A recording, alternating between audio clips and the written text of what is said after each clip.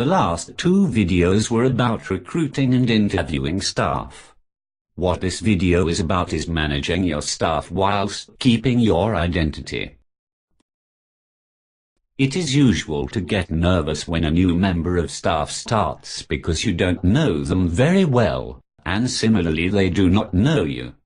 Hopefully, this video will settle your nerves. When I was about 17 years old, I was told about living independently and that I could do what I like when I like, and I thought, great, I could do things how I want. However, fast forward in time to when I moved into my flat, I discovered this was not the case.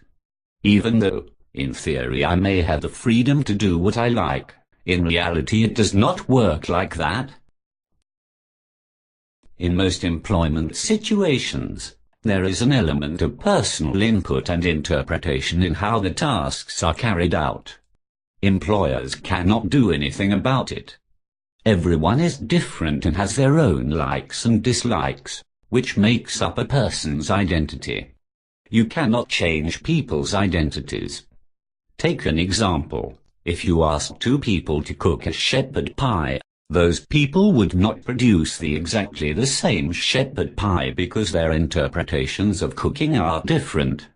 Throughout the recruitment and interview process, you would have told your new personal assistant a bit about yourself. The thing is, in a few documents, you cannot explain everything about yourself.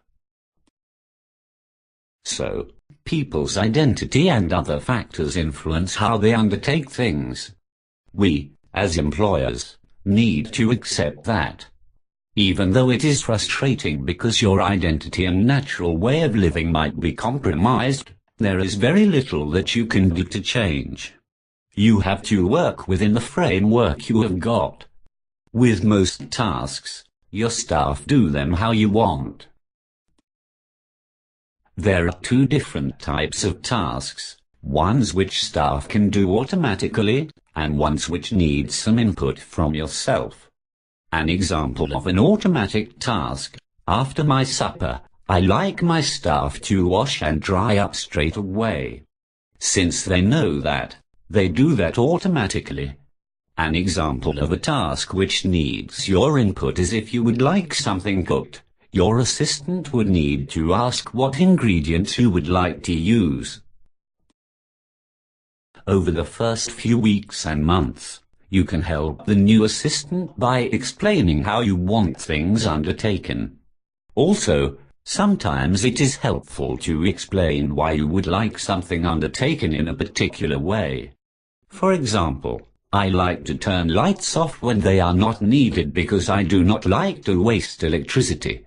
It might not be important to other people, but it is to me, and if I could turn it off myself, I would. My assistants have taken that on board, so it is not a problem. During those weeks, it is all about working together and seeing what works. I have had staff who could not do a task a particular way, so we found a different way. What I do is utilize my staff's strengths. For example, I have a member of staff from a business background, so I tried to book to do my disability awareness workshop on those days. Another example is I love clubbing, so I employ people specifically to go clubbing with me. I love going for long walks, so I ask my assistants who enjoy doing the same. I will be doing a video about recruiting a clubbing buddy. So it is managing skill sets available that my staff have and using them effectively. People say that I can do what I want with any of my staff, but I know that some of my staff would not enjoy certain things. I am a sensitive person and I sense when my staff are not happy. Also, when I sense people are not happy, my body tenses up and it makes everything harder. So I consider getting to know my staff very important. I recommend you consider doing the same. You can work out what sort of person people are relatively quickly. Testing the water a little bit. If you would really like to go to a festival, you can mention it in passing and see what response you get. With working with your personal assistants, you should maintain a good working relationship.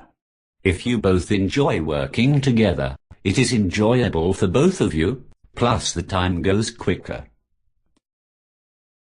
So, what are the key points? 1. Even though you have written the paperwork as clearly as possible, staff have their own interpretations on things. 2. It takes time for your staff to get to know you and the things you want undertaken. 3. Sometimes you need to help your personal assistants by explaining why you want something done in a certain way. 4. Utilize your staff's skill sets. 5.